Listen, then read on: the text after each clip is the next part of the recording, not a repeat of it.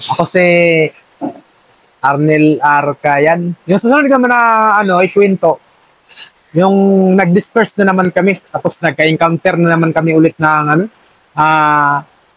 tropa.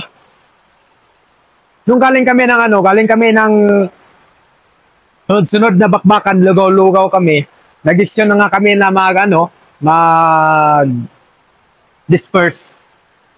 Siyempre, doon, sabi ng namin, nakatataas sa amin na mag-disperse na lang tayo para makapahinga tayo at saka makakain tayo ng masarap. Siyempre, tuwang-tuwa naman. Siyempre, sino ba naman ang hindi natutuwa pag sabihin na makakain ka na ng masarap.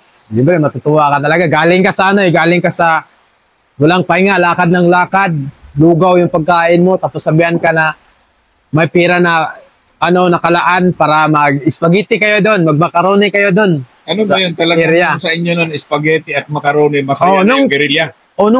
Masaya na yun. Kasi sa nung area na napuntahan ko dyan sa dito sa Lanao, yung mga kasamahan dyan, parang nagiging nila, pampalubag loob yun sa mga kasama, panahon na napapagod. Na kapag mga karaos tayo, mag-macaroni tayo, mag-spaghetti tayo, makain tayo na masarap. Parang ganun. Parang pambalik moral nila. Siyempre, sino ba naman ang hindi matataas yung moral? Yun na nga, pumunta na kami ng Cagayan de Oro. Yun yung unang pasok namin sa Cagayan de Oro nung platon kami na kami na yung naidagdag. Cagayan de Oro City ito, ha? City, Cagayan de Oro. Sa area ng Cagayan de Oro City sa Barangay Tignapuluan. Pasok kami. Pwesto kami doon. Yun nga, tinupad din naman ang kasama nung magpapabili ng macaroni. Sama ako doon. Pabili kami sa macaroni. Luto-luto pa kami. Luto kami ng macaroni. Siyempre, masaya. Marami yung hatian namin. Tag-isang lunch ba kami. Tapos nagpapabili pa ng kal. Bawi yung moral moral namin galing sa lugaw, pagod, parang nawala. Totoo nga, parang naisip ba, totoo din naman talaga na bawi-bawi lang. Parang ganun. Pagkatapos doon ng kasayahan, simula na naman trabaho. Lipat na naman kami, palapit kami sa community. Nag-organize kami. Kami ng mga civilian, kinakausap namin ng mga civilian, yung dating mga nakausap nila, kasi sabi nila yung community din na yan, solid yan, hindi pa natin organisadong masa, pero nung dumaan kami niyan, galing bago kami nakirigroup sa inyo, binilhan kami ng maraming pagkain dyan. Sabi, sige, puntahan namin. Kinausap namin siya, binigyan namin ng lecture. Pagkatapos ng binigyan ng lecture, umakyat kami sa taas, doon kami nagpwesto. Taas sa taas. Sa taas ng sapa lang. Yung Reds lang. Reds kami palagi. Reds talaga kami na pupwesto. Habang tinatrabaho namin yung dagdag pa na mga masa na pwedeng maliksuran. Yung hindi namin alam pala doon. Yung pala yung nileleksuran namin, may connection sa may connection sa tropa. Yung pinapatawag namin sa kampo, may connection para sa tropa. Pero hindi namin alam nung time na yan. Saka na lang namin nalaman. Yun na, kami, loto-loto kami, binigyan pa kami ng saging, dalawang bulig saging na saba. Para maluluto namin. Yung pala, hindi namin alam doon. Siya na pala yung inaalam na pala yung posisyon namin. Kami naman, ako. Yun yung talagang, yung nightmare nyo yun. Yun yung nagiging kahinaan. Nagiging kampante kasi mabait nga masa. Hindi kami, ako yung napag-utusan na magluluto nung time na yun luluto pang tanghalian kasi pag kasi kami, na-area na kami ng Cagayan de Oro City kasi yung hapunan namin, sinasaing na namin ng tanghali pa lang. Yung pangumagahan namin, sa hapon pa lang sa ngayon, yung hapon pa lang, niluluto na namin yan. Yung pangtanghalian, umaga, niluluto na. Para may pahanda talaga pag may bakbakan, may bakain kapag withdraw mo. Kasi wala ka ng panahon na magsayang pa pag nagpakbaka na. Ganon din kami. Ganon yung ginagawa. Kaya, luto ako ng saging, ng pagkain, habang yung iba na yung official namin nanonood ng cellphone, yung basketball yung Toki. Habang kabit yung punso niya. Naglalaro.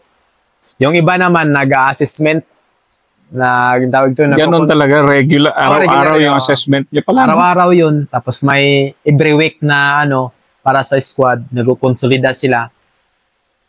Yung ginagawa niya doon, ako, nagluluto ako. Wala kaming kalam-alam talaga na may mangyayari na bakbakan na namang araw na yun. Nasusurprise. Dami ka ng bakbakan eh. Para kang pusa. Dami na. Oo. Kaya, ako talaga, wala akong Nakaano ba ako, tawag ito, lang ako, nakahubad ako. Hubad-hubad lang ako. Kasi mainit talaga, serya ng Cagayan, di uro talaga. Pag nakaira kami dyan. Hubad talaga. Hubad, yung mga kasamaan ko, nakahubad din. Tapos, habang abala ako sa paghahati ng pagkain kasi hinahati namin yung pagkain namin para makakain lahat, mapagkasya lahat. Biglang putok na naman yung so bumungad sa surprise attack na naman. Yung talaga, yung nangyari talaga sa akin kung hindi ko na talaga nakikita yung mga kasamahan ko kung saan sila. Yung nakikita ko lang talaga, yung nasa harapan ko lang. Yung bumalik naman ako sa pwesto ko. Ang ko doon, ang dala ko doon yung barit na sinasabi. Talaga, barit talaga yung hawak mo. Yung barit-baritan man yun. Kasi malaki daw nga talaga katawan. Hindi man makatama. Ako yung pinadala ng yung nakita ko talaga nung kasagsagan ng putukan. Kasi grabe talaga yung putok talaga. Yung nakita ko lang, yung barit na talaga yung napulot ko. Yung bag ko, hindi ko na napulot. At saka yung yung mga bala ng baret. Pero 50 caliber yan. Oo, 50 caliber. Sayang nga, hindi ka naputok. Tapos sabi ng sama ko, kunin mo yung yung bala mo, yung pack mo, kabiran kita. Parang ako doon, ako doon ba? Doon ako nagsimula ba na parang nagkaroon ako ng takot nung time na yun. Kung kukunin ko, parang mamatay ako dito. Dahil? Kasi yung yung putok na talagang mababa masyado. Kaya hindi mo alam saan nanggaling yung kalaban. Oo. Yan ba yung una mong kinabahan ka rin dyan sa buong buhay mo sa O yun yung yun yung first time na naranasan kong naranasan kong parang ayaw ko nang kunin yung gamit ko. Kasi kadalasan yung na-encounter ko, gusto ko kunin talaga yung gamit ko, walang maiwan sa akin. Pero nung time na yun, parang nagkaroon ako ng kababa na parang mamamatay ako pag kukunin ko yun. Kasi sinabi naman ako nga, kukunin mo, kakabiran kita, parang nawala na ako ng gana na kukunin ko yung gamit ko. Pero sinabi ko sa nakita ko kasi yung official namin na naglalaro ng cellphone, natumba. Doon, nakahiga, nakaano siya ba, na tawag ito, nakakulob. Saan ang tama niya? Sa puwet. Napuwet siya dito, nawalan siya ng malay. Sabi ko doon sa kasama ko, si kuya, kasi kuya yung code niya. Si kuya na may tama. Kunin mo. Sabi mo, kunin mo. Hindi, yun lang yung ginapang ko. Ginapang ko siya kasi malapit lang. Ginapang ko siya. Buti naman, nakagising naman na siya. Yung kakagising niya. Sabi niya, kunin mo yung kunin mo yung pouch niya, yung bandoler niya kasi may pira, 80 million pira niya din. Yun yung kinuha ko. Tapos withdraw kami. Wala din akong gamit nung time. Marami kami walang gamit. May may tatlo pa kami nakasama na nag-signal. Hindi na sila nakabalik sa rinig na lang putukan. Wala din yung gamit yung iba. Marami kami yung style ba na nagtatower, umaakyat ng... umakyat ng mataas na para makakuha ng signal. Pero kayo, puro cellphone na kayo. Ngayon, wala kayong radyo talaga na... Meron. Yung yung radio na hoping, meron naman. Pero nung time na yan, wala pang naidala ba? Nadala. So nakaligtas ka na naman? Oo, nakaligtas nga. Pero yun nga, hirap naman ang sitwasyon kasi wala kang baka pagapang-gapang ka sa sa mga damuhan, wala kang dalang wala kang suot, wala kang damit. Kailangan mong gumapang. Nung nangyari nun, may bag man na nadaanan ko sa daan, yun yung kinuha ko. Dinala ko. Kinuha ko na yung gamit doon na jacket.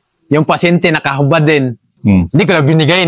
Kinuha ko muna kasi kasi talaga yung yun yung yun, sakripisyo na naman ulit.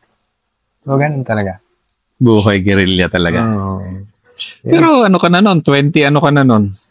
Bata ka pa, 20... Bata pa, ano pa ako dun? Ilan ba ako dun? 25? 25. Pero kalakasan mo pa. Oo. 25. Ang ano ko Pero sinuswerte ka pa kasi sabi mo yung 2024 doon ka na malas na taon, di ba? Swerte pa ako doon. Ilang beses ako na-encounter, naunahan, pero wala akong kahit tama man lang, kahit on the place, wala.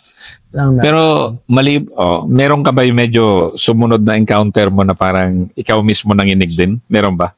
Meron ba? Wala naman na masyadong ano. So ito talagang 2024 lang yung ano mo? 2024 talaga yung ano talaga.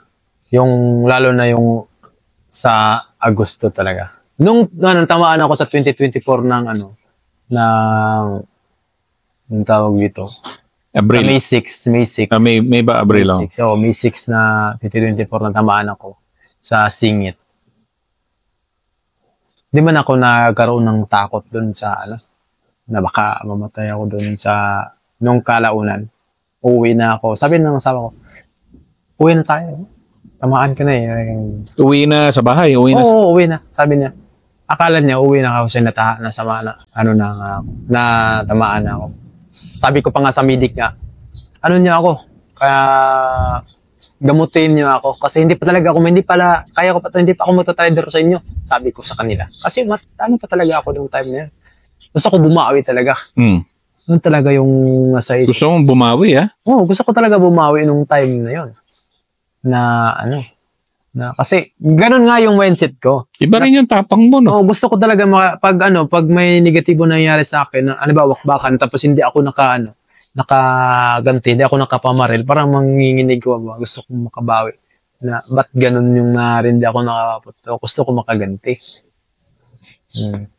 So yung ganun yung mundo mo, no? Yung parang, sige, 2019 yon 2020, bago mag 2024, kasi 2024 mamaya another episode mo. Pero yung 2019, ano pang nangyari na hindi mo makalimutan hanggang 2024? 2019,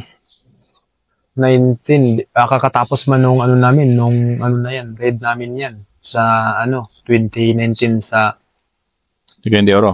Cagayan de Oro, April. Pagkatapos noon, kami. Nagbalik kami sa Lanao Norte para mag-rehab, di bale. Para i-relax yung mga kasama, regroup naman, ulit, balasa na naman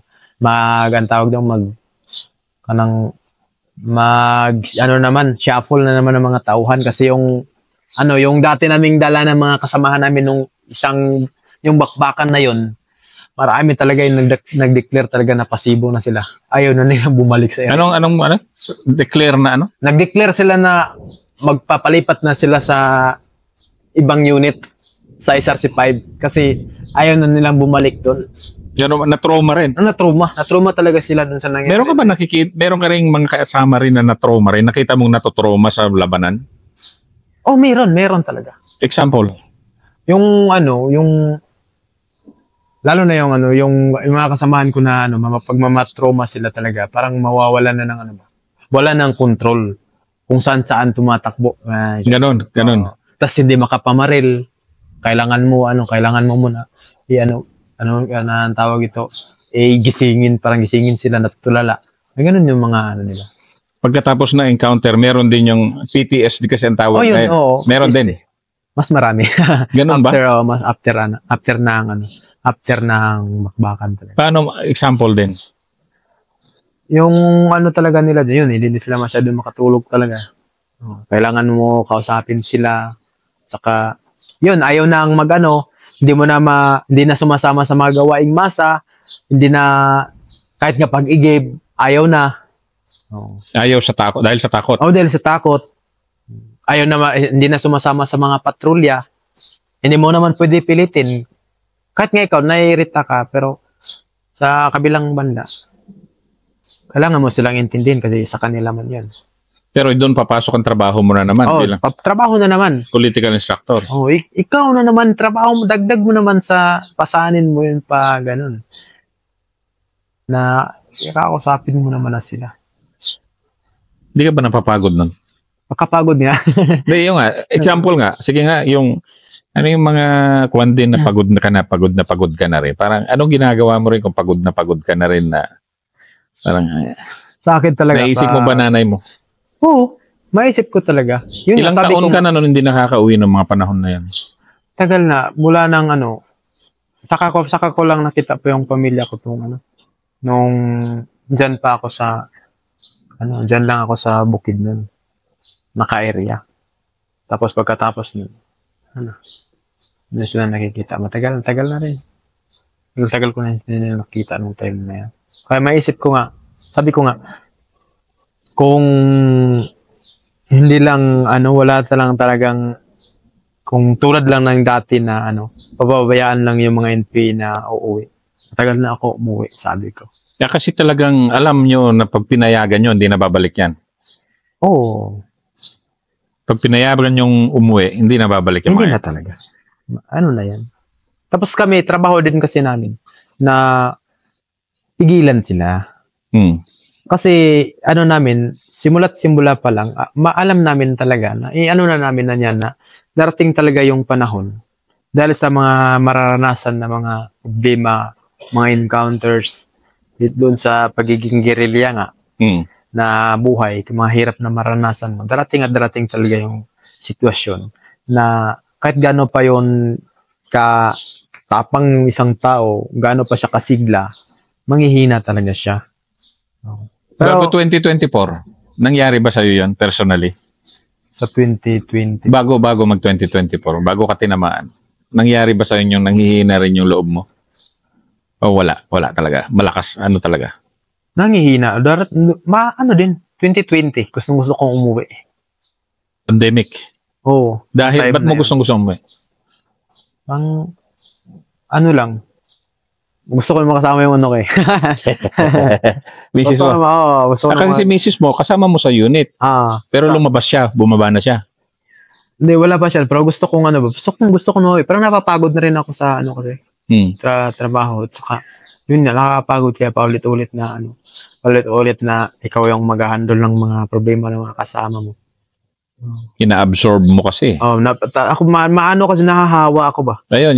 Nakakahawa yung puro negative yung nakakausap ng mga tao tapos sinusungitan ka pa. Ganon. May nangyari din na susungitan ka. Siyempre, masusungit yan. Kasi, di ba, ikaw, positibo yun eh. Hindi man yung pagiging kahit positibo ka kasi, kahit sabihin mo sila ng positibo. Positibo yun para sa iyo at saka para sa revolusyon. Pero sa kanila yun, yung gusto nga nila, umuwi na sila. Niloloko mo na kami. Parang nila na, parang niloloko sila. Kasi sabihin nila, gusto nilang umuwi. Ganito yung mga rason nila. Maraming rason. Gusto nilang umuwi kasi pagod na, takot na. May ganon din na takot na, gusto na umuwi. Meron din ganon. Meron. Maraming ganon na takot na, pagod na, gusto na makasama yung pamilya nila. Kami naman, ang trabaho ko naman is, pigilan naman yun. Mahirap naman, sabihin ko, sige, umuwi ka na. Ako naman yung ma-question naman ako dun sa, trabaho ko dun na, trabaho ko yung napigilan. Kaya darating yung panahon talaga na kahit sila, ma-open talaga sila sa akin. Din kasi positibo nga ako. Hindi man nila i-adapt yun. Pero meron bang panahon na pinipeke mo na rin yung pagka-positibo mo? Oo, marami. Marami na pagkakataon. Pero hindi ako makatagal. Pag pinipeke mo? Pag pinipeke ko. Malalaman at saka malalaman kasi tahimik ako. Kasi masiglayan talaga ako na tao pag ganito. Pag okay yung wala akong problema. Wala. Smile kung saan, tawa kung saan, nakipagkwentuhan kung saan. Pero pag namomblema ako, ayaw kong makipagkwentuhan. Ayaw kong magbigay ng lecture sa kanila. Ayaw kong makipag-usap sa mga tao na nagka-problema. Kasi nakaka-problema nga ako. Malalaman talaga nila. Kung may problema ka. Kasi pero yung panahon na yon na yung gusto mo na rin umuwi, makita ang mother mo, iba rin siguro yung feeling nun, Oo, talaga. Gusto na rin talaga na Pero nung ibabaw na sa akin talaga yung takot na patayin ka nga o lang gawin ng army sa'yo din. Yun yung yung sinasabi mo na army yung, kala mo papatayin ka ng army. Parang ganun nga din yung siyempre.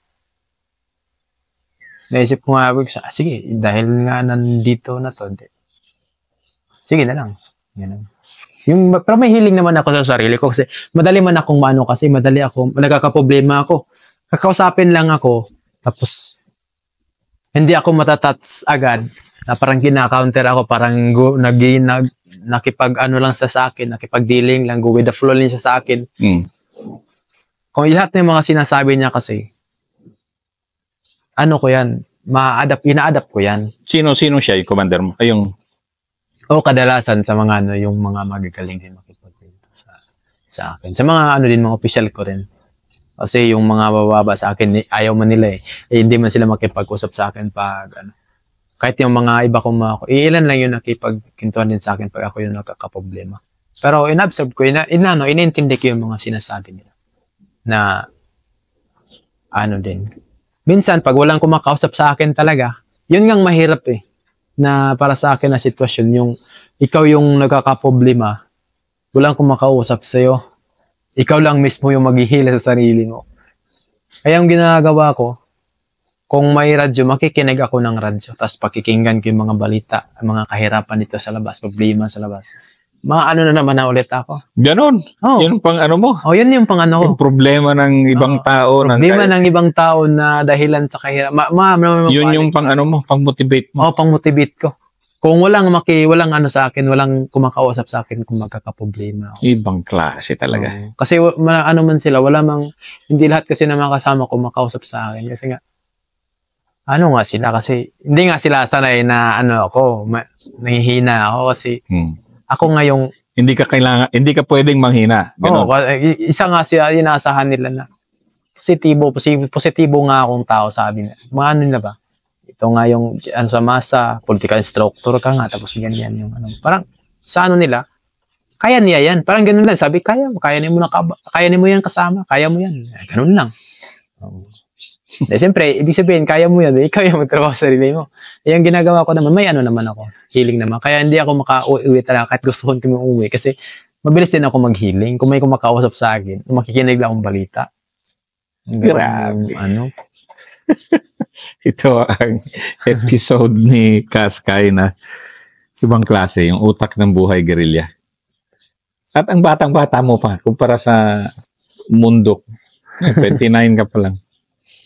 Ang next episode niya, ito na yung 2024 niya.